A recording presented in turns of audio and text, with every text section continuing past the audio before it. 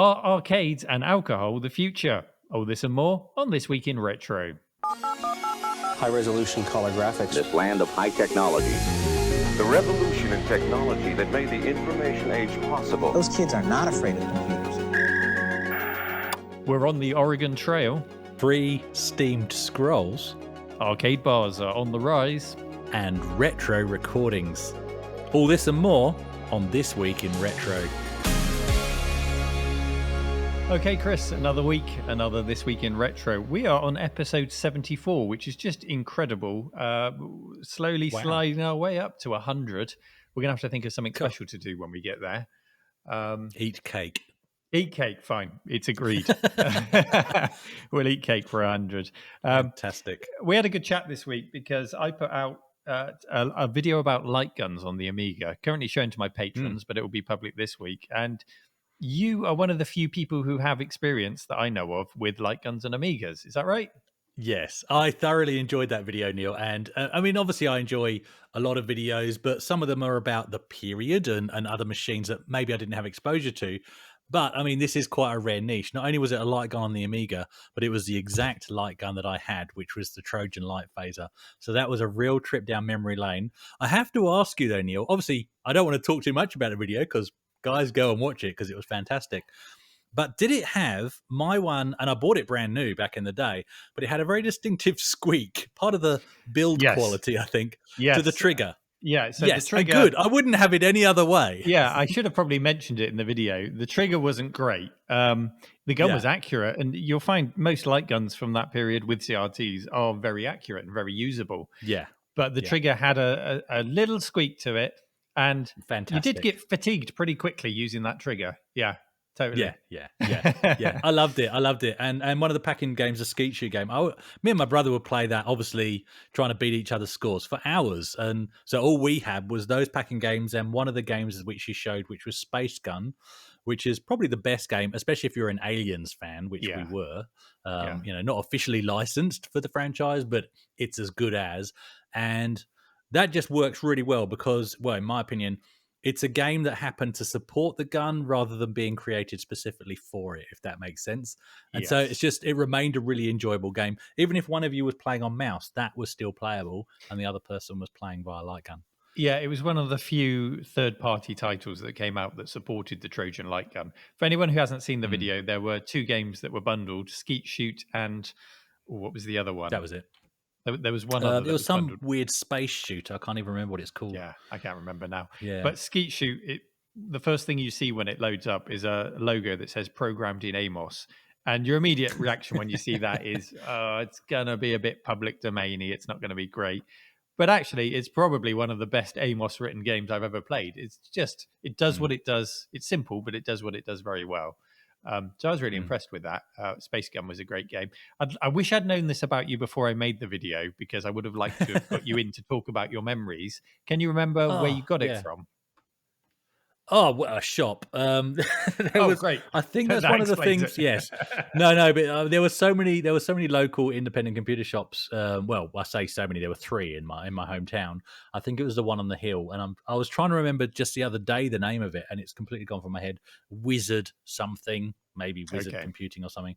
But it was between school and home, one that I regularly popped into. So not my normal regular, which was Megabytes. I'm pretty sure it was that one on the hill, but yeah, it's fantastic. So I had it boxed. I had it with the packing games, and I can't remember if I bought Space Gun specifically. And Space Gun I would have picked up from Megabytes. I can't remember if I bought it specifically because it supported the light phase, or if I just discovered after purchase. I can't remember which way around it was, but it was we played that more than anything else. It was fantastic.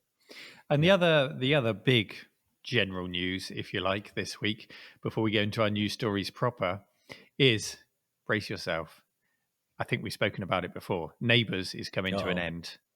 And and Scott and Charlene are coming back for the final episode. Jason Donovan, Kylie Minogue coming back. Now, I've got to ask you this as a Brit that's moved to Australia. Have you made the pilgrimage to Ramsay Street? No, that's right over the other side. It's right over the other side. So seriously, to get distances into people's heads, that's like me asking you, Neil, have you made the pilgrimage to Moscow? because that's the distance. That's literally the distance. So it's a bit of an undertaking. Not to say I haven't been over East, but no, I have not found Ramsey Street or any of the locations in Neighbours or any of the locations in Home and Away before you ask. Although, if there was some kind of pilgrimage to Danny Minogue, then maybe I would make that. But no, haven't been to any of those places. Okay. Have you ever played the Neighbours game on the Amiga? No. Okay. I'm going to set you a challenge just this to dispel the myth as well. Okay, and this is probably why it's coming to an end. Should I say this? Yes, I probably should. Nobody over here watches them. Nobody talks about Neighbours. Probably back in the day when they were new, yes, it would have been popular. And I remember back in the day, we were like on a 6-month lag in the UK, weren't we?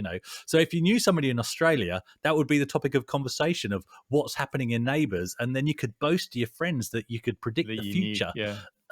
Yeah. But no, nobody watches it, which is why, sadly, it is. I must admit, it's the end of an era. It's been about 25 years since I last watched it. I must admit, it was an after-school thing, not a thing I did as a grown-up watching that. Yeah. But you must try the Neighbours Amiga game just to appreciate how bad it is. It is one of the worst games ever made. There's no relation to anything that really 1200 right now happens in it. Yeah, fire it up, and that's what I'm going to say. Give us your feedback next week. That's your challenge for the week. All right, that's my homework. That's done. Enough of this nonsense. Should we get into our first story? Let's do it. Let's go. Okay, our first story, Chris. If I were to say the Oregon Trail to you, what would be your first response? You have died of dysentery. Of course. I think that would be 90% of retro gamers' responses if I said that to them. It is perhaps the oldest video game to have become a meme, universally known by us retro gamers. Whether the game was big in your country or not, you probably know about it. It's a game that did become available on other platforms, but I fondly associate it with the Apple II and probably with kids of a school age, edutainment, especially in the USA. Now, listener Starcade 2084 shared a story with us this week on the making of, not the original game, but the 80s remake. And by that, I probably mean the game that you're thinking of, that version of it.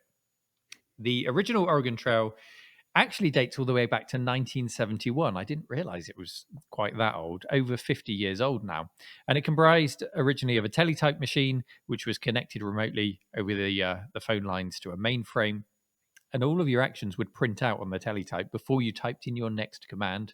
That would go back to the mainframe and it would spit out the response to you on your teletype, which I love the idea of that. I would love to get a working teletype just because it sounds like such a tactile experience to, a teletype machine is very much like a typewriter, big clunky keys, tap, tap, tap, and then a dot matrix spitting out a response. I love that whole process.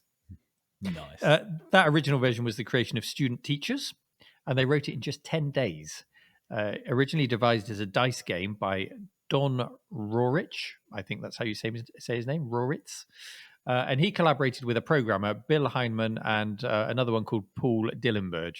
And they were roommates, and they got together with some more of their roommates to knock this game up in 10 days, having been inspired by that original dice game. Now, the game apparently caused such a stir that queues of students filled the corridors at Carleton College, each wanting to play what for the most of them would be their first ever experience of a computer game. I was going to say video game, but there was no video involved at this point, so a computer game. But it was the later port that most of us remember, the one that actually had graphics on a display. So if you look at the history of the game, there's this huge list of versions that came out for it.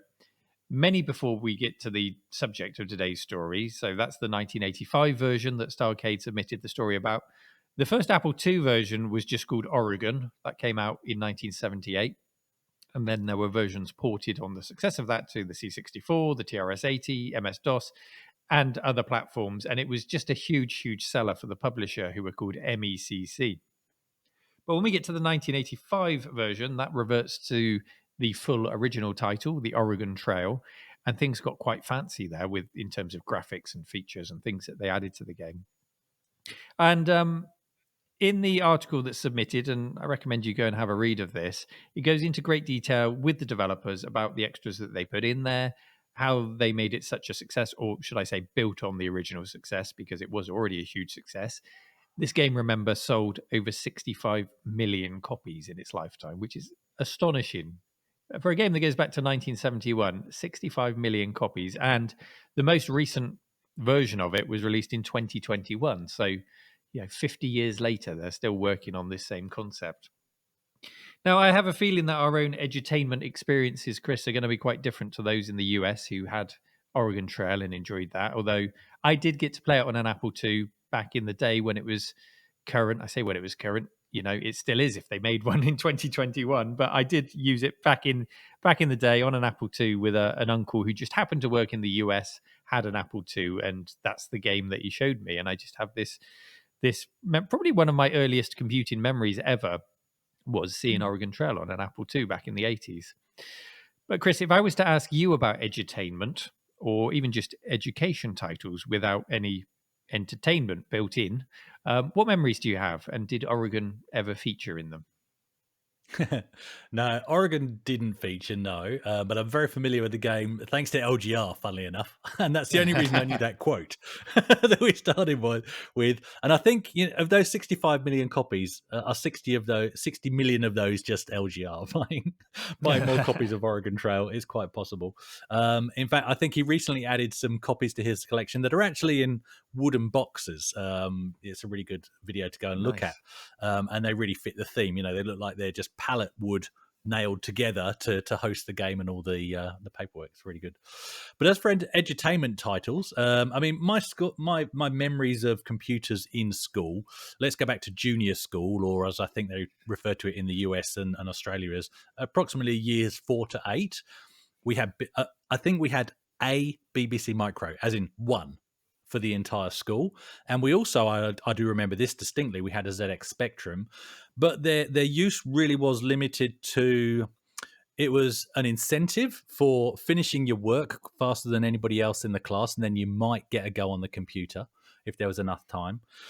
And it was also, the ZX Spectrum especially, was set aside for those with learning difficulties such as dyslexia.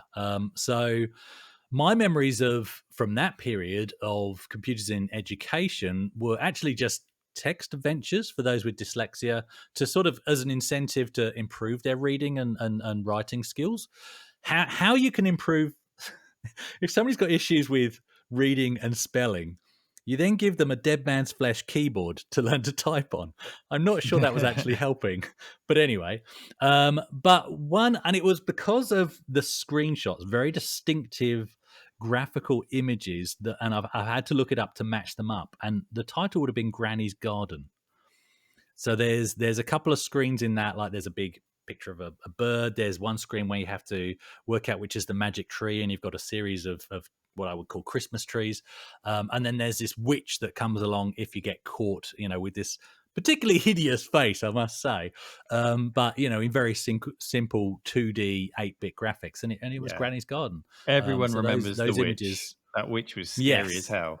She was scary as hell, yeah. Learn how to spell and do your maths, or this witch is going to get you. That's how we educated kids back then and stopped them from getting a good night's sleep.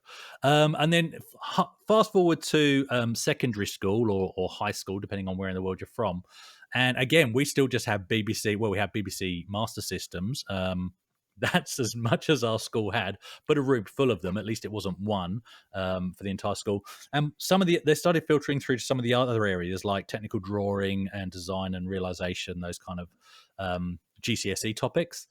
But all I remember those running were obviously BBC Basic to help try and teach some computer skills.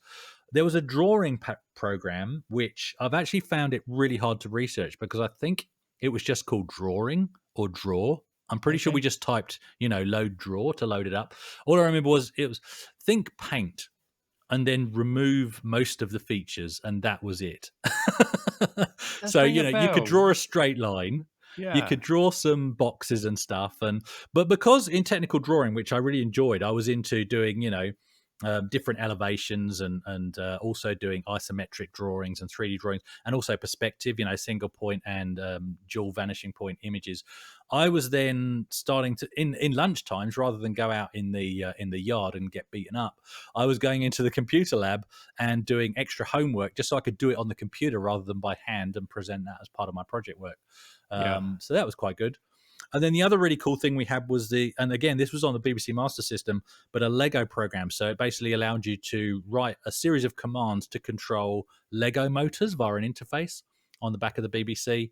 And, again, me and a friend just sort of did some extracurricular work to make a robot hand that picked up a Coke can and dropped it in a bin.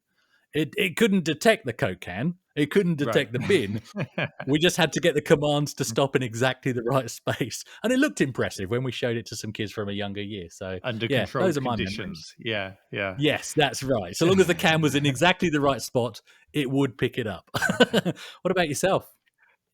Yeah, the whole draw thing with the BBC rings a bell. And I think there was a very simple paint program, as you described, but also I think draw was a command in the basic command set. So you could just turn the machine on and type draw and then some coordinates, and it would draw a line from point A to point B, and you could change the color. So within seconds as a kid, you were into learning basic programming to get some, an immediate response, a visually pleasing response on the screen, or at least by 1984 standards. I'm not sure if that would impress kids today. But anyway, if we're talking about Oregon Trail specifically, that did not feature at all in any of my school computers, any of my edutainment. It's something I came across in later life and went, oh, so that's what they were doing over in that part of the world. They were playing that. But that's not to say the programs that we were running weren't influenced by that. There were very obvious influences looking back now in terms of games that involved a little bit of resource management, involved moving across the country, involved, I don't know, looking for food, things like that. Or just elements of it in all of the edutainment titles that we used to run. We had a lot of them with the BBC Micro in our schools. I was a little bit luckier in that I had one BBC Micro per year, not per school. So we had one in every year that we could go on. And it was a bit of a treat to use it sometimes. I was allowed to use it at lunchtime, like you, sometimes instead of going out. Even on a sunny day, I was allowed to stay inside and play on the computer with my friend JP. And we had a great time. There is an edutainment title that just seemed to pop up again and again and again on 8 and 16-bit micros, and that was one called Fun School. Do you remember that? It seemed to be everywhere. I do remember seeing that around. Everywhere. Yeah. And there were loads of versions of it. And they were all numbered, weren't they? A big number. They were all numbered. I remember like a frog. A frog or a teddy bear or whatever on the front. Yeah. And you would see this everywhere except for in school. And Fun School never actually came to school. It was like your home edutainment title that seemed to be everywhere. But in school, it was, a lot of BBC Micro programs. Mallory Manor, Granny's Garden, Geordie Racer, which was all about racing pigeons. I think I've talked about that on the show before. Loads of them, which had all of these Oregon Trail type elements to them. Probably the single edutainment title that I actually got the most out of was probably Mavis Beacon, the typing tutor. I couldn't tell you which version it was, but it was the one where you had bugs that hit the windscreen if you typed the wrong letter. You were in a car, you were typing away and sort of splat on the windscreen. And I actually did, I'm not technically a touch typist. I can type pretty quick, but the speed in which I typed was certainly improved by that. It was on my Amiga at the time that I was running that. And I would get to the point where I would shut my eyes. After I got used to Mavis Beacon, my own sort of typing test was to shut my eyes and just type into a terminal or notepad or whatever and see if I typed what I wanted to type. And eventually I got there, which was, it felt really satisfying. And Mavis Beacon helped me with that. Thanks, Mavis. I know you're not a real person and you don't actually exist, but thanks anyway. What? Or Mavis Bacon, as we used to call her. But yeah, on the whole, edutainment titles, I'm going to stick my neck out and say they were pretty lame. And Oregon Trail seems to be the exception to that rule that many people remember fondly. Yeah. How about you? Did you ever do a bit of Mavis Beacon? I did indeed. Yeah. Funnily enough, the place I came across Mavis Beacon was in college, so like a vocational education scenario. And it was on the PC, so it was the PC version. So whether it was a difference in graphics or whether I just remembered it wrong, but I remember wet leaves hitting the windscreen. So maybe it might have been a different version. I don't know, but same principle. The faster you type, the faster you drive, and if you hit a wrong character, you get a smudge on the windscreen. And yeah, so it was quite a good way of learning to type. I can't say it taught me to type. I think what taught me to type was late night MIRC, but I don't want to talk about that period of my life. But it was, funnily enough, it was one of those things where suddenly one day you realize you're touch typing, and it's not like a conscious thing. So yeah, it was quite interesting. But yeah, Mavis was good fun. But funnily enough, talking about technology and education, a more recent part of my career, and I won't talk too much about it, but I was basically a mentor, both statewide and also nationally, for use of technology in education for vocational education over here in Australia. That was what I did. So not so much in terms of because once you get to vocational education, you're dealing with adults. So it was more what I was involved with was teaching lecturers how to use technology to reach their students or to upload materials to make them look presentable, to comply with copyright, that kind of thing. But we did try and get them to think about making it engaging, which is it's not easy for them, and it's not easy for the students either. But also in terms of using technology, similar to what we're using right now, in terms of putting together a production like this, but live video feeds, live audio to actually engage with remote students. Not just getting them to go away and read stuff online, but actually interact live, either one-on-one or in a class. So that was quite cool. And one of the things that we talked about, and I worked with a colleague called Yvette, who was especially good. She's an excellent educator. And one of the workshops that we presented together was on what we call gamification, which was basically trying to apply, whether it was online learning or face-to-face learning, trying to apply the principles that make gaming, interactive and fun and engaging, and trying to apply them to learning material and even assessment material. So it was a really interesting space to work in for a while. Yeah. That must be a difficult thing, but if you can get it right, then it must be very satisfying. Have you ever thought about just making a video about those experiences working in that field? Because I've often thought about all the different jobs I've done in IT over the years, and maybe just turning the camera on and just talking about it, not from a position of saying, hey, I was the best in my field at this. Just, hey, I was one of the guys that did this. These are the goods, the bads, the things I did well, the things that I was probably a bit lazy on and didn't do so well. Interesting experiences, and just talking about it. And that sounds like a topic I'd like to hear about. If you've ever thought about doing that. One day I definitely will. I have to be careful because even though I'm not in that role, I do work for the same department. So things like conflict of interest come into play and all that kind of stuff. So, but one day my stories will be told in the right way, in the right, through the right mechanism. Yeah, it's good. It's a really interesting area to be in. Good. Well, on the subject of the Oregon Trail, if you'd like to read up on the history of the team that made that 1985 version, check out their thoughts on it and their experiences. Have a look at the link that is in the show notes, or the link that was posted on Reddit. You can see all of the stories that are submitted at reddit.com/r/thisweekinretro, and you can submit your own stories for us to possibly talk about in future shows. Have a read and let us know your thoughts in the comments. I've kind of set myself up here again, Neil. I think, and look, it's my fault. I chose this story, which was actually shared on the subreddit by Pajeko6502. He seems to be writing the entire show these days. But anyway, they're all Oz Retrocomp's gone on holiday, and Pajeko6502 is now our primary script writer. But anyway, when I say I've set myself up, the games I'm about to talk about, I'm pretty sure, once again, are games I've not played. Yeah. I'm probably going to need more clues than that as to what game that might be, because it's a big old list. Maybe you should just submit a list of the games you have played, Chris, just so we can get it all out in the open and be nice and clear. Here are the 5 games I've played. Oh, fine. I was going to say one day we'll just Lotus the 1, episode Lotus will be 2, games Chris has played, and I'll just sit here and I'll go by system. Philips G7000, Acorn Electron, Spectrum Plus. Anyway, right. Okay. Let's get it. Let's get into So, this. go on, what It's all game is good. this? Tell us about it. Look, there's a good reason why I've done this to myself, because basically it gives me a springboard into games I have actually played, some of them. Okay. So we'll get there. We'll get there. So anyway, the link shared is actually to a story on PC Gamer, and I must say it's good to see them still going. And the story is by Christopher Livingston. And Chris details how on May the 11th, Bethesda, the Bethesda launcher, will actually be no more. And to be honest, I didn't know it was ever a thing. I've not heard of it. No, I must have used it at some point, but it doesn't stand out as being something in my start menu. No, that's probably why it's going away, I think.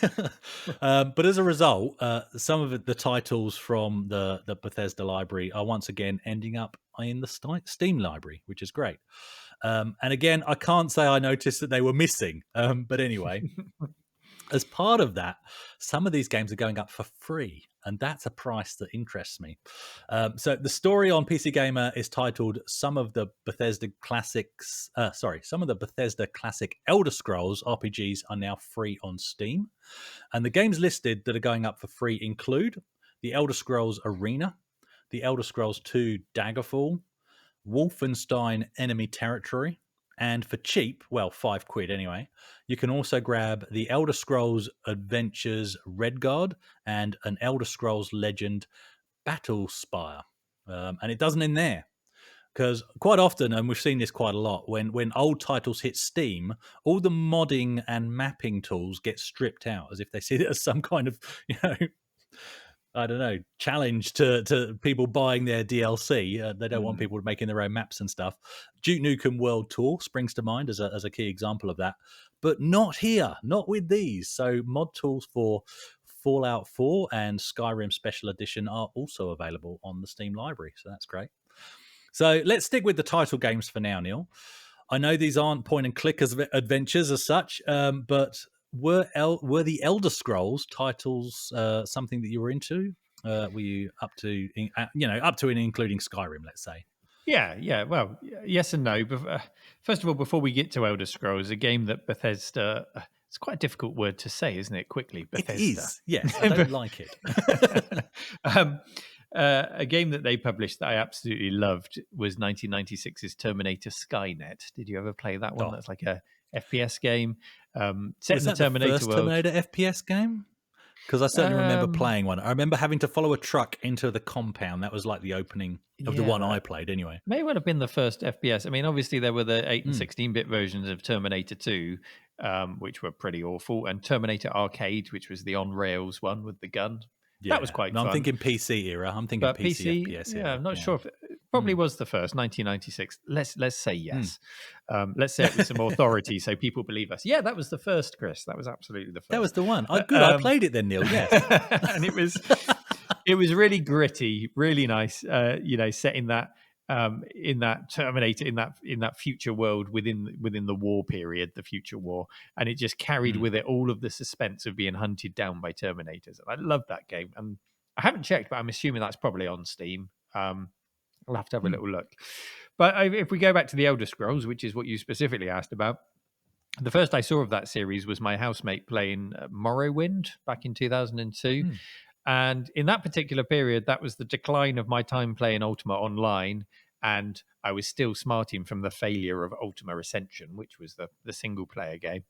And I had kind of an RPG vacuum in my life that needed to be filled. But I was kicking back and pushing hard against that because I know what a time sink, single player, let alone multiplayer online RPG games are on my life. So I was pushing back against that, and I didn't want to get stuck into another one. I was a serious working man at this point with responsibilities. I couldn't be, running around as an elf or something in dungeons. So it was probably Oblivion where I cracked that finally got me into it. So I saw another friend playing Oblivion on that came to the Xbox 360, which was seriously impressive to see that kind of game in 3D looking as glorious as it did, with the depth of gameplay in it that it did on a console. I was really impressed. And Did I go out and get that one? Yes, I did. Yeah, I got that and I played it on my PC. And I laughed at him because my frame rate was better. As impressed as I was with his Xbox 360, I was like, yeah, well, come and look at this. Higher resolution, smoother frame rate, and modding. Got it all here. And I played it to completion, like all the way through the main quest, the side quests, everything. Loved everything about that game. And then I did exactly the same with Skyrim. Couldn't wait to get a hold of that and play through that. Didn't get so much into the modding side of Skyrim. I just kind of felt that I'd completed it and I was able to move on from that one, which was quite nice. I haven't gone back to play Skyrim VR at any point. I would like to give that a go. But the reason I like these games in part was because the graphics were absolutely stunning. You know, seriously cutting edge graphics that took advantage of your graphics cards that you just spent a huge amount of money on. So it was nice to see them working, as well as having a good in-depth game and a world that you could get lost in. And I found them to be accessible, which is good.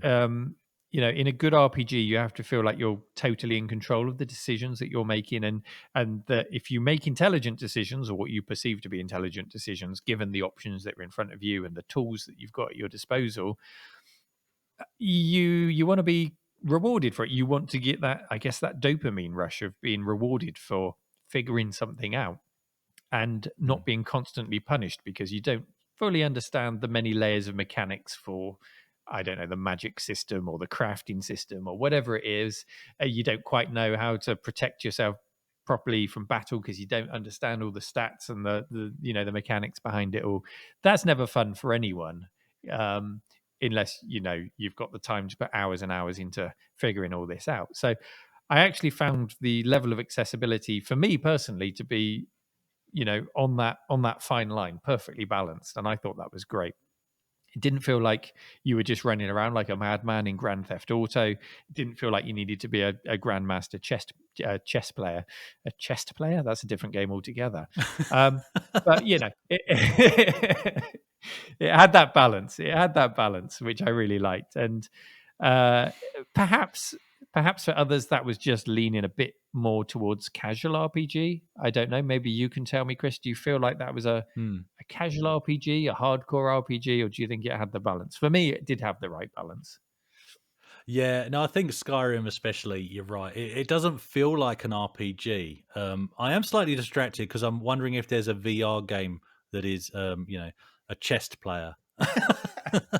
Gary Kasparov's chest grandmaster.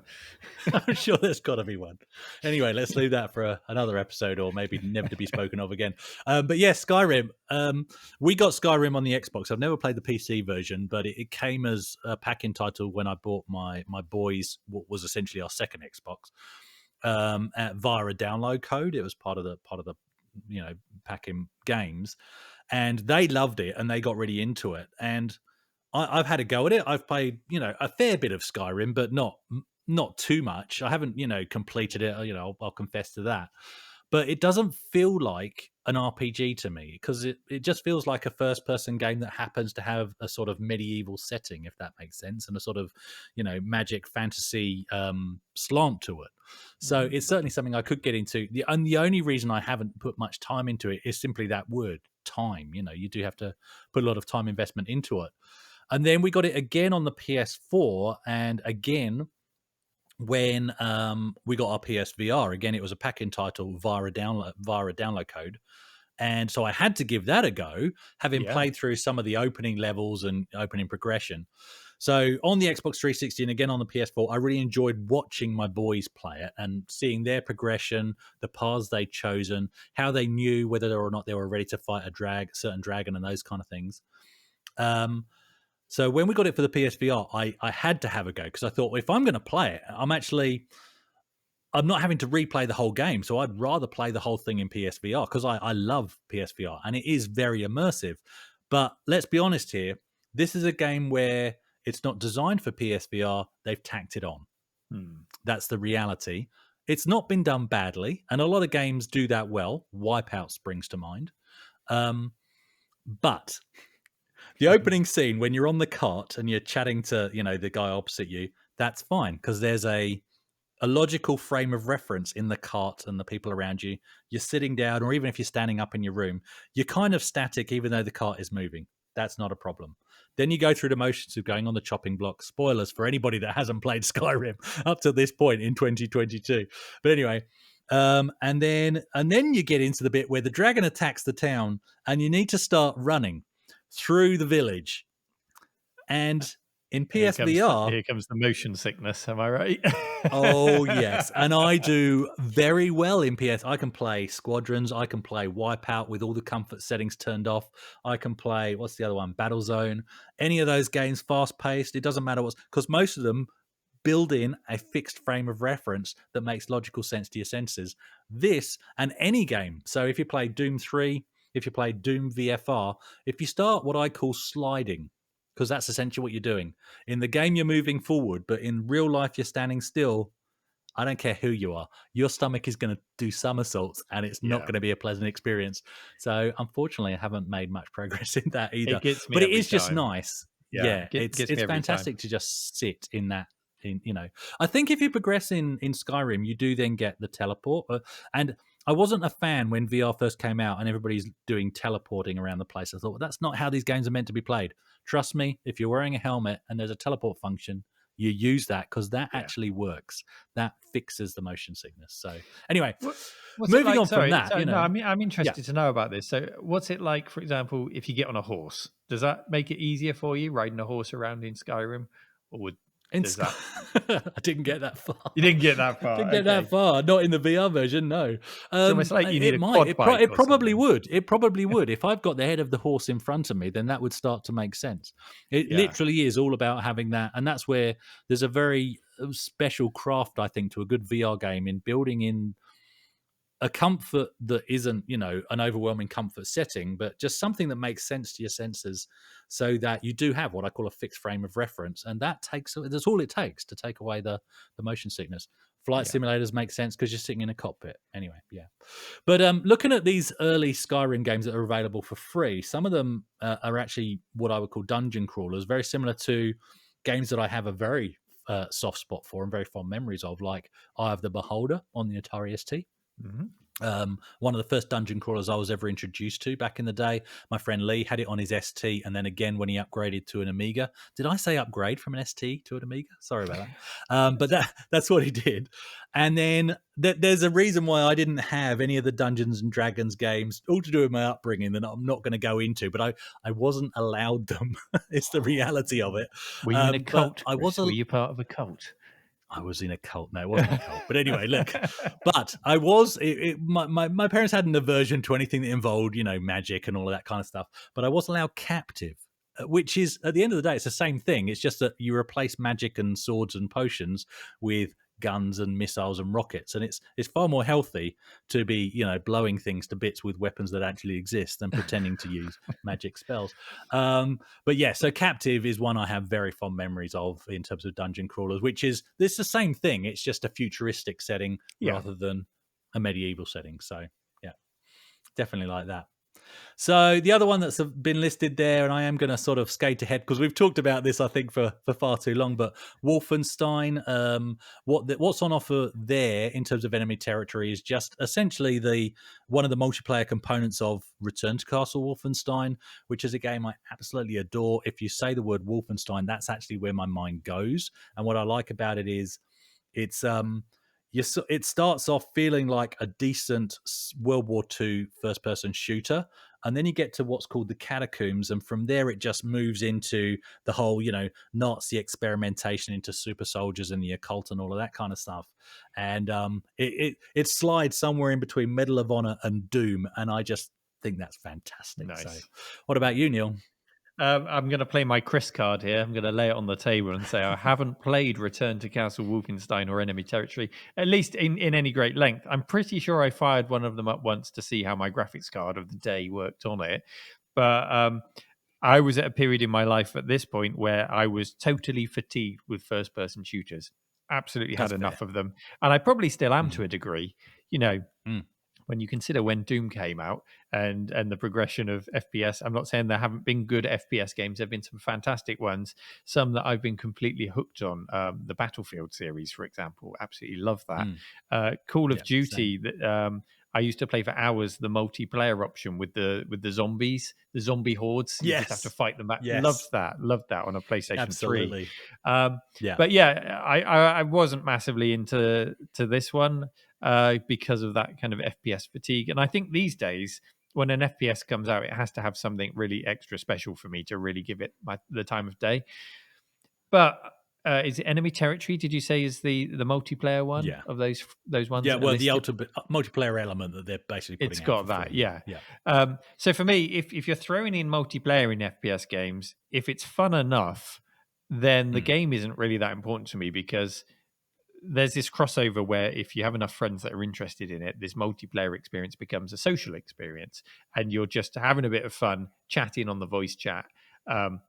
And that becomes the reason to go there rather than the game itself. So I would be interested in trying this just to see if that's another place to hang out and chat and occasionally blow each other's heads off in between the chat, which is always a fun thing to do. That's okay in my book. Yeah, that's cool. It always worries me when they do release like the multiplayer elements of an old game, because how does it work? I assume there's some kind of server that's still operational for that to even be a thing worth putting up on Steam. But then who's playing it? That becomes the problem. Is anybody actually playing? Because if nobody's playing, the whole thing falls down. Return to Castle Wolfenstein is a fantastic story. So look, just like you ribbed me for not playing enough point-and-click adventures, seriously, you're missing out on a good one with Return to Castle Wolfenstein. It's fantastic. So anyway, I think I'm definitely going to add these to my library. I mean, they're free, so why not? But I think I'd genuinely like to give some of the early ones a play just to have a look, because my parents can't stop me anymore. But yeah, I mean, because I do love that sort of style of 80s/90s dungeon crawler. So I think I'd enjoy these. So I do thank Bajako, but also Chris from PC Gamer for making us aware of these bargains. And thanks Steam and Bethesda for making them available. And look out for Chestmaster 3000 coming soon. VR. I chose this next story, Chris, which was submitted by our good friend Paul, aka Hermski. Thank you, Paul. I chose it this week because it talks about an arcade bar that I've actually visited and their plans to expand on the concept. So the bar in question is called NQ64. It's based in Manchester, which is quite away from me up north, but I happened to be in the area once. So I took a look at it. And the new one that they're setting up is on a temporary trial, by the looks of it, in London, in a basement, in a location that's not on, but is very close to Oxford Street. So this place is going to be busy, really busy, I'm sure. If you're not aware, Oxford Street is a main shopping street in London. It's where everyone goes to, when you go to London, you go to Oxford Street for your shopping. So, as I said, I've been to the Manchester version of this bar, and I'll describe the experience to you when I went there. So it was a Saturday night, just like this one that they're proposing in London. It is bang in the centre of the city. So busiest day in the busiest part of Manchester. It's always going to be busy in there. So when I went in there, I would describe this not as an arcade bar, but probably as a bar arcade, at least on a busy Saturday. And I say that because my objective in going there was not to have a beer. It was to, it was to have a beer, but primarily it was to chat with friends, and it was to play a lot of games on original hardware. That's what's promised. I'm going to sound like a proper old man now. Did I get a beer? Yes, I did. Could I talk to my friends? No, it was very loud down there, Chris. It was very loud down there in this little basement. So it wasn't great for just having a chat and socializing. Did I enjoy playing games? No, I didn't get to play on a single game. Not a single arcade game. And the reason being that the place was so busy that a lot of the machines weren't even being played. They were just rammed. The place was just rammed with people drinking around the machines, trying to find a spot to just lean against, rest their bottle on a control panel. It was impossible. It was impossible. So I had a drink. I left. I went and found somewhere else. I think I went onto a steakhouse and had a nice dinner instead. But I want to make it clear that that is me, one man's experience on one night, one busy Saturday night. I think if I went there at 3 p.m. on a Wednesday, I would have a whole different experience, a whale of a time, probably getting to play on lots of games, easily available drinks and snacks, and that would be fine. I would have a much better experience. So please don't take that one description of that one busy Saturday night as a reason not to go there. I'd still encourage you to check it out. But it does raise an interesting conversation point, which is where is the balance to be had? Do you prefer a destination that's got a bar that happens to have games, which is what this place felt like on that Saturday night? Or would you rather that the games were front and center with the emphasis being put on using the machines, enjoying them, with a few refreshments on the side, but actually gaming and making sure that you can game being the center of the experience? Now, I would imagine that if this bar was here to chip in right now, they would probably claim that they are the latter. But if that's the case, you don't need to be in a city centre. A crowd will make the trip anywhere to visit these places. This is now, an arcade is not a mainstream thing. It's a specialist thing that a specialist audience wants to go to, and they will make the trip to go there. Just like a hardcore cyclist will go out of town and to somewhere far away to go to a cycle shop to get what they want. We will do that. We will do that for you. We will go to these places. So you could make it in the middle of nowhere. And I guess an example of that is right here in the cave. People come from far and wide to come and visit this place.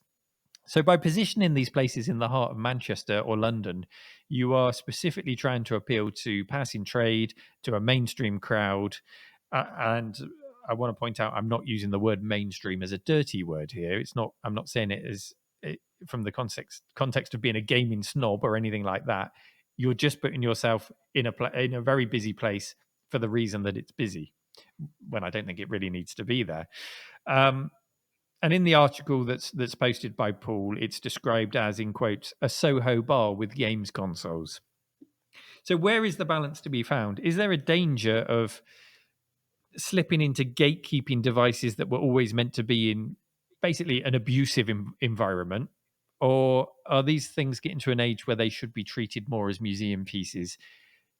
I guess what I'm asking is, do arcades need retirement homes that aren't bars, or bars that put them front and center and look after them a bit more and make sure that you get the experience even on a busy day when you go there to experience them? Where's that balance to be found, Chris? No, that's a very good question, Neil. And it kind of makes me think back to where we found arcades back in the day. What was the context? So you had arcades, which were completely full of arcade games and pinball machines and gambling machines and that kind of thing. And you would go there to play games, and seldom did they have drink. In fact, none of the ones that I knew had drink. No, they had a guy in a booth that gave you change. I don't remember even a vending machine being in most of the ones I went to. Nothing. No, exactly. Yeah, so there was no snacks, there were no drink. You were there to pump coins into those things to make them. Why would they distract you with anything else? And the other place you would find them is in pubs, but that was always as a sort of an afterthought. Somebody who owns an arcade machine would have, as we now understand, said to the landlord, "I want to put a machine here so that I can make some money from your floor space," and off you go. So it wasn't the reason to go to a pub. You didn't go to the pub to play Mortal Kombat, for example, but the pub was where I first played Mortal Kombat because it happened to be there. I went there for a drink and to catch up with mates. So the two things are distinctly different. So do they belong in a museum or an exhibition space like your own? Hopefully in a hands-on environment like the one you've set up. I think maybe that is part of the answer, and maybe not that these things are wrong, and I'll go into in a minute. We do have examples of this right here in Perth, and quite a few actually. But maybe if you're talking about an actual environment where you're going to have a drink and you're going to socialize, maybe what belongs better there is recreations of those things, through MAME or through, pies or whatever. You could easily set them up, and then who cares if drink gets spilled on them, they get abused and what have you. But surely the original hardware belong in some kind of organization or company that is at least going to, protect them in some way and have playing them as the main reason for going to that establishment rather than an afterthought. So I don't. It is a careful balance. On the flip side, you mentioned the cave there.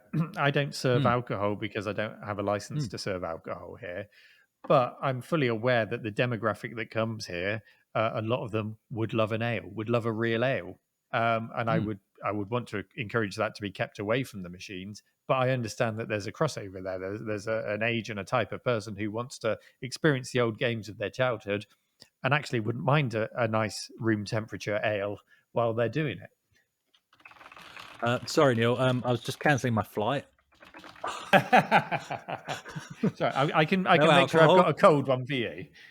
Oh, fantastic. Cause, isn't it? It's cause. Okay, that you I like. have to go and I'll rebook it in a sec. That's all fine. Yeah, no, it is a hard balance. So, but like I said, we do have them in Perth. So in Perth, I mean, which is a city's go, it's not the biggest, but we've got a place called the Palace Arcade. And when I say a place, it's pretty much become a franchise in its own right now. So they've got a location in a place called Northbridge, which is central Perth, Victoria Park, which is central Perth, and Fremantle, which is one of the main sort of social strips slightly south of Perth. And they are exactly what you're describing. They are sort of a pub / bar that puts on good quality food, and they have original games, original pinball machines, and that's what it's about. And then you've got another place which I discovered only today via just doing some research called Lucky and Son Games, and they're in Forest Chase. That's in the centre of Perth, but that's a bit of a weird one, and I don't understand that. Not to say it's not a great place to go. I haven't looked at it myself, but they seem to be, again, food and drink, including alcohol. But the games they seem to have on offer are more of the modern games. So like the big LED version of Space Invaders that I've been seeing around the place, and the NBA hoops, and those kind of sort of what I would call carnival games, if I can put it that way without insulting them. Yeah. So that's what they're about. And then you've also got this place called, so all of the other sort of, they're bars and eateries that include the sort of arcade element within them. And then you've got a place called the Nostalgia Box in Aberdeen Street in Perth. And they are, I would say they're the closest thing we've got to the Cave, actually, Neil. So they're about classic arcade games, original hardware, lots of consoles.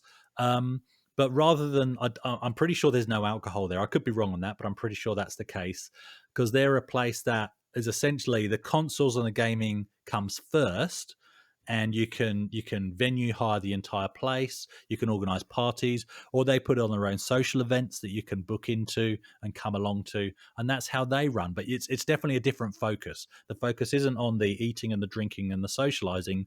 The focus is the gaming. So that it's definitely made that differentiation. Have I visited any of these many places I've visited, Neil? Listed, sorry, Neil? Not a single one. There has been a pandemic on. Yes, and that's why. Partially the pandemic, but also, and that is a bit of a weak excuse over here, because we were incredibly lucky with how it was dealt with over here. But also, and this comes into this discussion quite legitimately, I've got pubs close to home that I can walk to.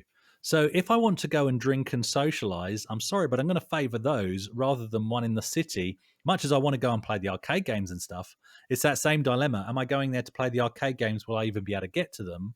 Or do I actually want to have a drink? Well, if I want to have a drink, then I don't want to be driving. So I'm going to go to the pubs and the bars closer to my house. So, yeah, it's a hard one. And I think you've described two types of venues there. You've probably got the ones which are looking long term, like the Nostalgia Box that you've described. They're probably thinking, we want to make this a 10, 20-year venture. We want to keep this going on and build up our collection and preserve our collection. And then you've got the bars that are probably thinking, well, trends come and go and change. You've only got to look at any bar or nightclub that you've ever been to that's, been wildly popular at one point and then just been dead and closed down and changed again and been rethemed. I think for some of them, the whole retro gaming theme is just for them that. It's just a theme. And they may even have a short-term business plan to say, okay, we'll do this for 5 years until that trend moves on and we'll go somewhere else. It wouldn't surprise me if some of them had that. So it'll be interesting to see how a lot of these places pan out. For the Cave, it's certainly a long-term venture, I would hope. But as I say, we don't serve alcohol here. Maybe one day, but not right now. It's more about the machines first and foremost. But it's certainly an interesting conversation. And I've asked you a few Australia-specific questions. We've talked about neighbours earlier, so I've got to ask you another one now, Chris. Would Australians give a Castlemaine 4X for anything else? I don't think I've ever seen it in a bar. Same with Foster's. The joke over here with Foster's is what we export to the rest of the world because it's so terrible. I'm going to get in trouble with some licensing or some company. But anyway, it's the drip tray drink. The stuff that you empty from the drip tray, you put it in a glass and you call it Foster's or you call it Castlemaine 4X. So, yeah. But over from your here. reaction, a nice warm ale is not enjoyed over there. No, absolutely it is. IPAs are very big over here. No, you're still usually chilled, if I'm honest. Yeah, still usually chilled, partially because of the climate. I mean, you more Sure. often than not want to drink to cool you down than to warm you up. But so I've become a recent fan of locally brewed IPAs. And just a whole host of different flavors, and I find them a bit more hearty, I think is the word, and that's something I've got into since visiting Ireland. Oddly, on one of my recent trips before the pandemic, visited Ireland, visited the Guinness factory, and really actually got into Guinness for the first time. Why are we talking about drinking? I don't know, but Guinness is what I say. It's because if you're having a drink, you should have something to fill your stomach as well. Well, Guinness does both, so you can go hard on Guinness. Anyway, we're totally off topic now. And it gives you your daily iron intake as well. So I'm all in for That's Guinness. right. But yeah, no, we're talking about it because we're talking about arcade bars. So there is a link there. Yeah, fair enough. And fair enough. I think we'd be interested to hear everyone else's thoughts on this. Have you been to an arcade bar? Have you been to the one we've talked about in particular, or those that Chris mentioned down in Australia? If you head over to our subreddit and look up this story submitted by Paul, leave a comment on it, and we will read them with interest. And we'd love to hear any recommendations that you have as well for arcade bars that we should visit or check out. I'd love now to, as the world slowly returns to normal, I'd love to get a chance to check some of them out and try a nice room temperature beer while Chris has a cold beer with me. So, Neil, contrary to popular belief, I have actually played quite a few games, and even now still play. It's just that we've not talked about those specific games or genres. That's been the problem, and I'm not going to force the direction of an episode just to vindicate myself. But what I'm really enjoying at the moment, and I have mentioned these in brief in previous episodes, is jumping on board with high score challenges. And this not only gives me a chance and a targeted reason to play games from my past, but also it opens me up to games that I've not played much in the past, or perhaps not even played them at all. Why do I bring this up now? Well, I've found that those challenges also give me a good opportunity to either record the gameplay or in some cases even live stream, which isn't something I do often, but these give me a good opportunity to do that in a fun way. And I just do it for the fun. I'm not doing it for the clicks or the likes. I just think it's fun to share the experience, especially if it's a game I think I can win the challenge on, Neil. So we're not talking about skid marks here. But, if I really think I'm in with a shot at the title, then sharing that with other people, either via pre-recorded or especially live, that's just fun to me. And I can now understand why people get into doing that. Because when you're really, chasing a score, the adrenaline kicks in, the banter kicks in. Oddly, I find talking random banter to people whilst trying to hit a high score actually helps me zone out, and we've talked about that zoning out phenomena before, and my mind is on the banter and suddenly I realize I'm close to that high score that I'm trying to achieve, which is fantastic. But I know when you originally set up your channel, Neil, you originally intended to do some flight sim videos. Are you one for recording or even streaming your gameplay? Is that something you've actually managed to get down and do recently? Yeah.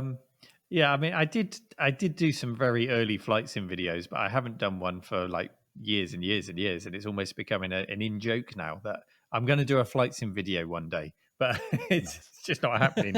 I think the closest I got was I had a really old still sealed copy of Microsoft Flight Simulator. I think it's like the first version when it switched over to Microsoft. And I started researching and writing a script for it.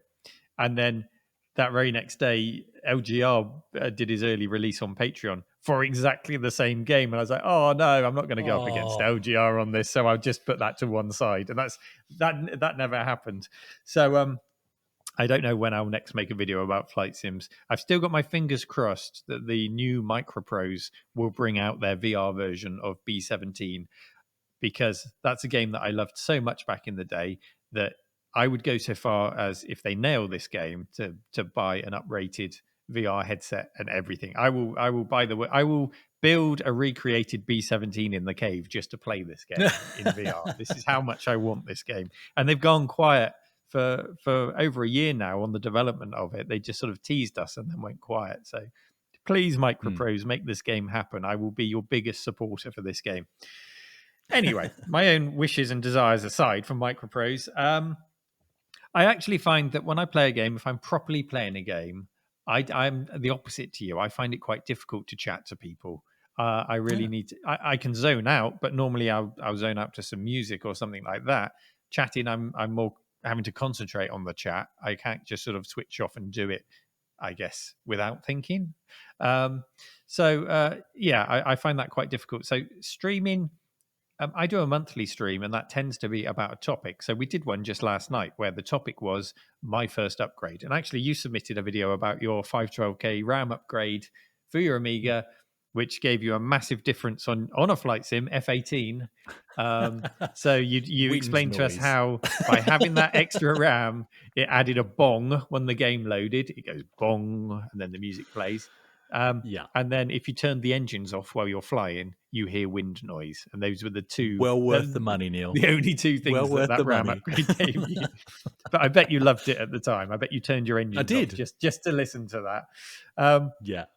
So, but yeah, I like when I stream, I like to have something like that, a topic where people have submitted videos, and I guess it's almost like Neil reacts. I like to react to things other people are doing and talk about news and chat about what's happening in the cave, rather than just me sat staring at a screen playing a game, because I know either I'm playing the game or I'm having a conversation.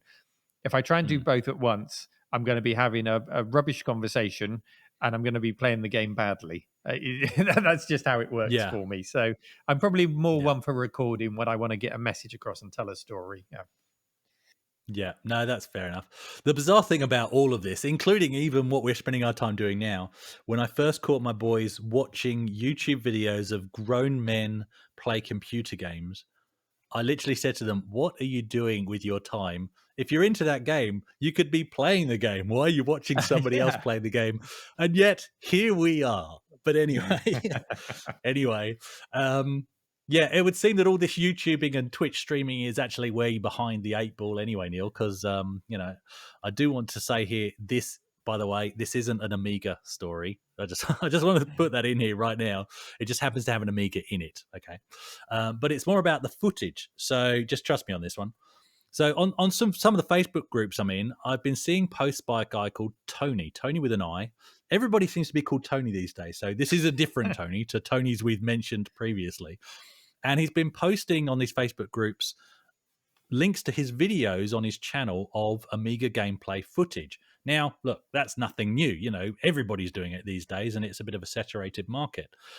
But a couple caught my eye because the post stated, and I quote directly from his Supercars 2 video here, "We recorded it on our VHS back in 1996 as a game tape to show the world. But we could only show a small knit of friends. Now, with live streaming, internet, and YouTube, 30 years later, we can show it to the world." So this guy and his brother, this guy Tony and his brother, who is yet to be named, I think, were recording gameplay from their Amiga directly onto VHS all the way back then in 1996. And it's only now that they can actually realize their dream in showing it to the world. And I do think this is genuine. I mean, you could easily, with today's technology, you could easily fake this, but the footage looks like it's, been recaptured from a VHS. I can certainly put it that way. And the sound, a very distinct sort of whistle over the top of the audio coming out of the Amiga, was the sort of thing that you would typically get back then when you would try to do this kind of thing. So is this something you did back in the day, Neil? If so, what was the earliest game you think you recorded?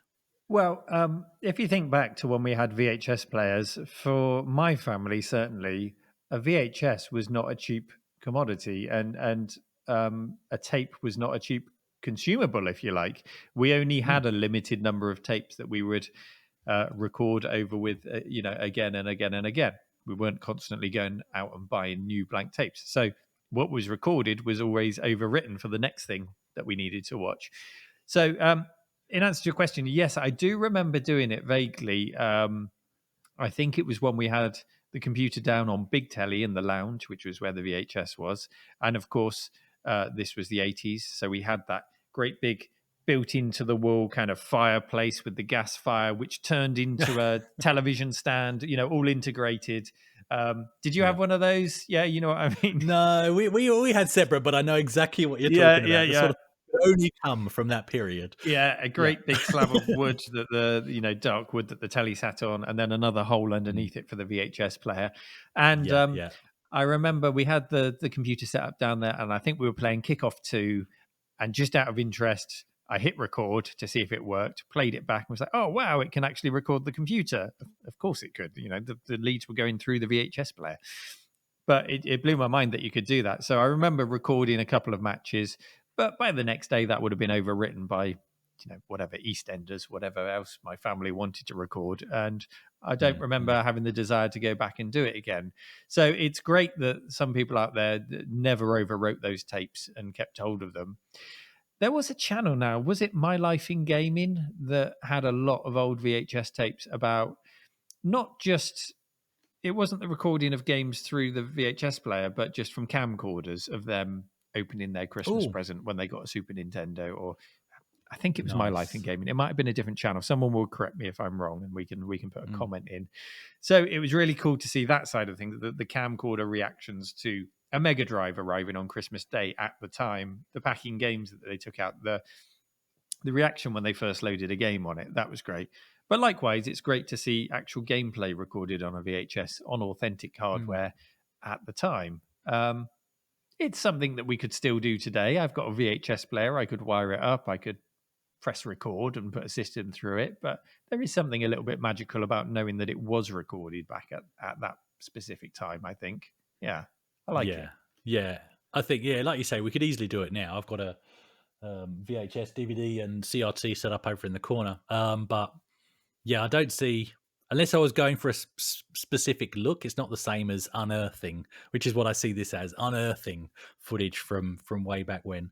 I do remember, did I record game footage? I'm sure I probably gave it a go, just because I was always into plugging things into other things to see what I could do, and maybe I did it as a test. But I do remember specifically hooking up my Amiga to my VHS, and when I did it, it was via RF. It wasn't even via composite, and it was for one of my GCSE projects, a design and communication project that I had to do.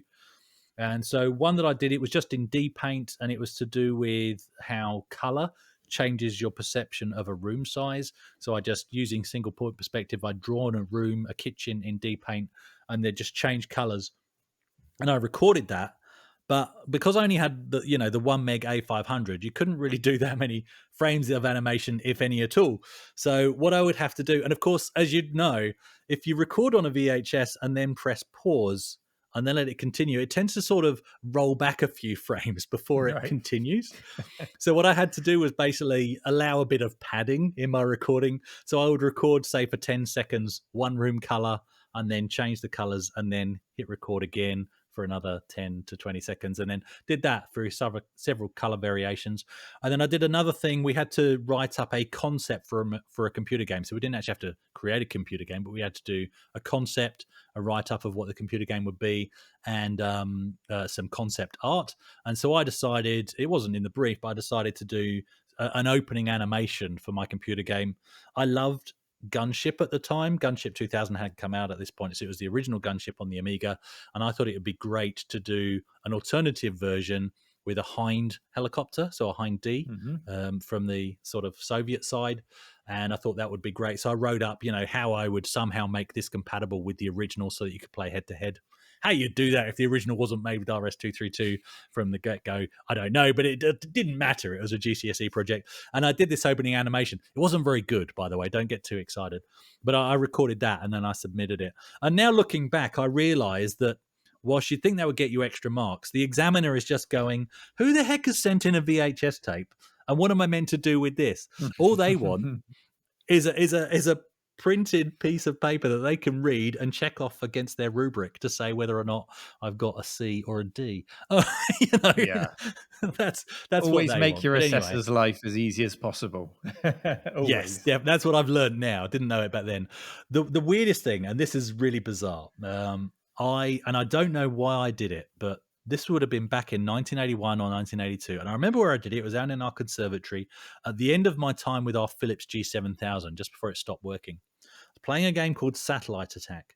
And for whatever reason, I sat our tape recorder down next to me and I pressed record and I played the game. This is not even video. This is just audio, Neil.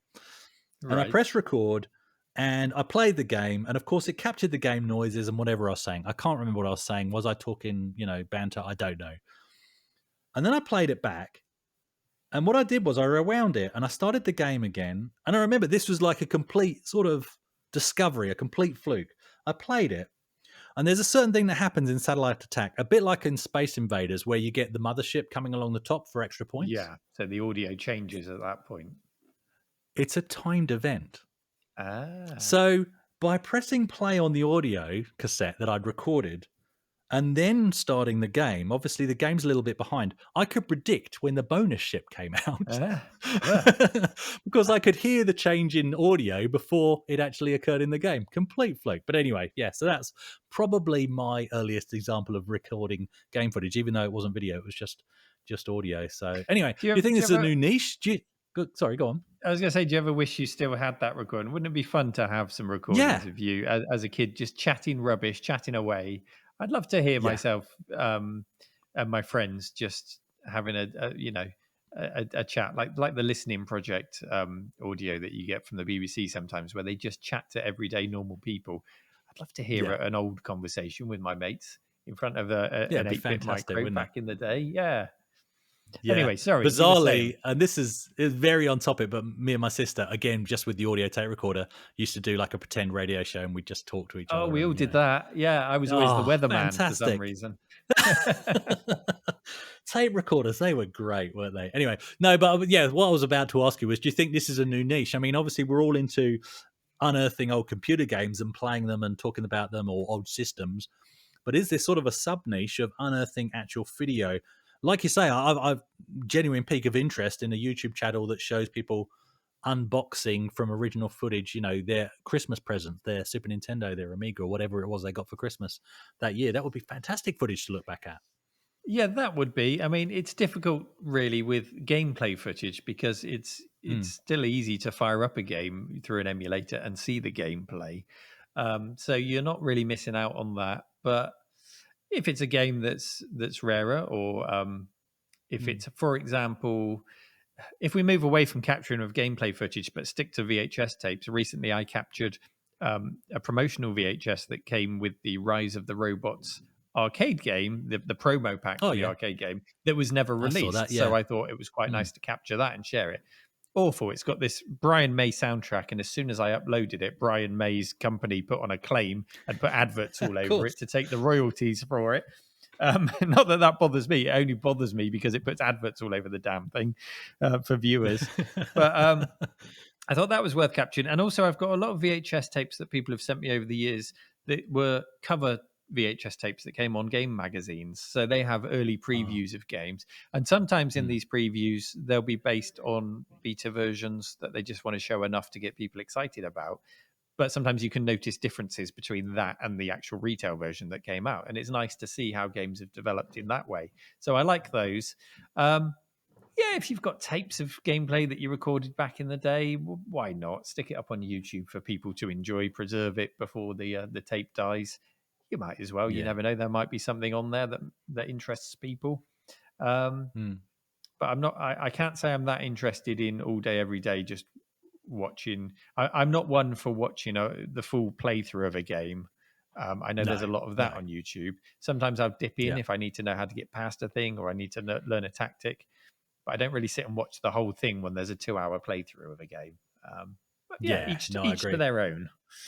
Yeah, I think what I'd be interested, I mean, and the one that I've unearthed here is interesting, but what I'd be more interested in is if it was not so much a gameplay capture, say Amiga straight into VHS, but if it was a camcorder that showed them as kids and the scenario, because I find in that kind of imagery, there's so many nostalgia hits in terms of the furniture, the wallpaper, the pictures on the wall. So if it was a sort of more of a, let's call it a third person point of view of that gameplay, I think that could be quite interesting.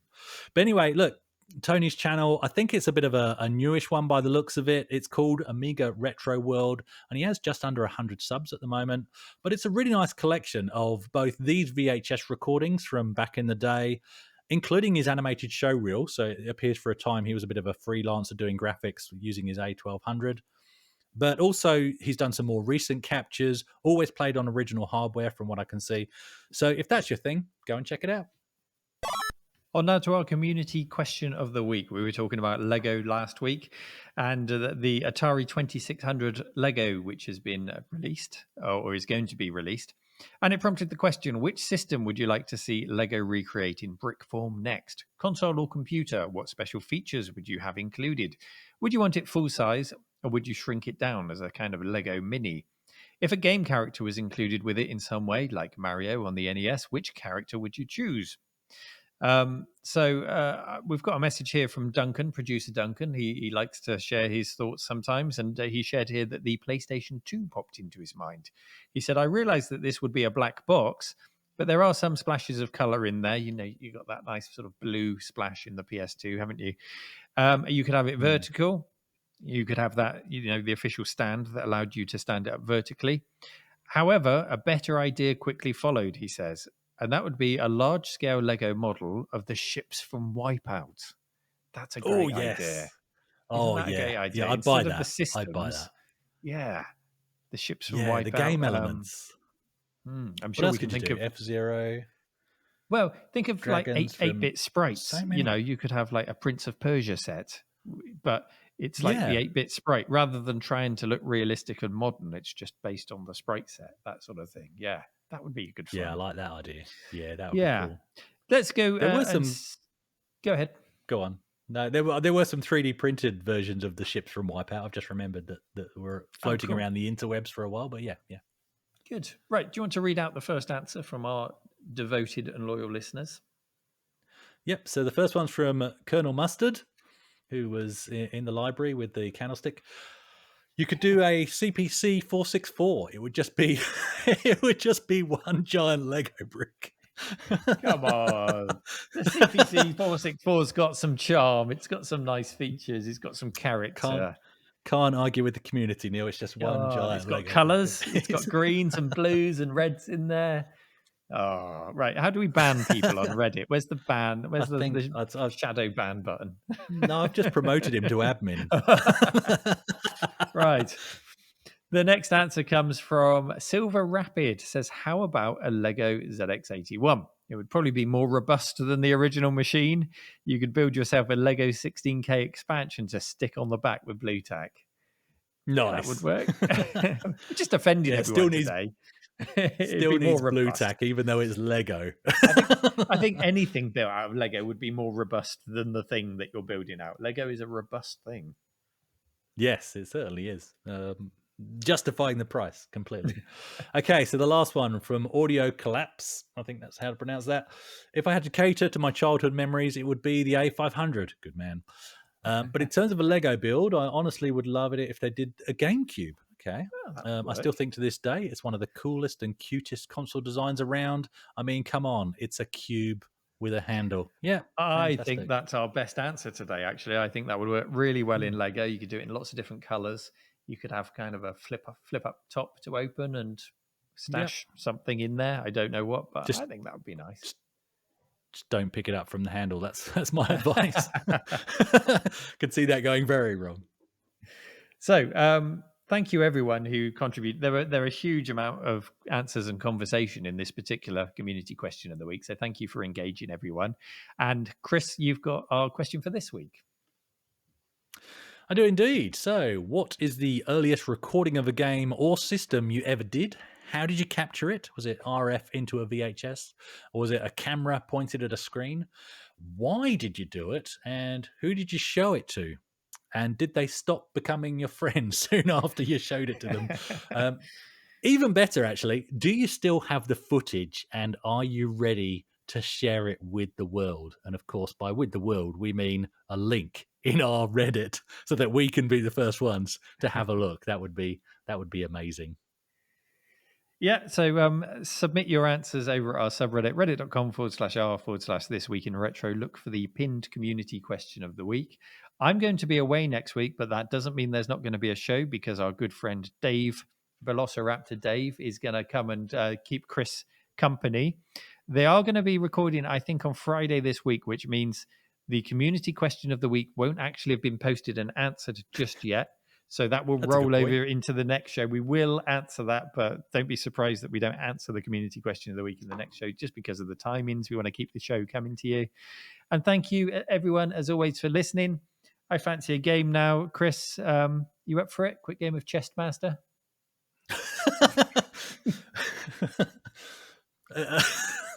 Thanks for listening, everyone. Bye-bye.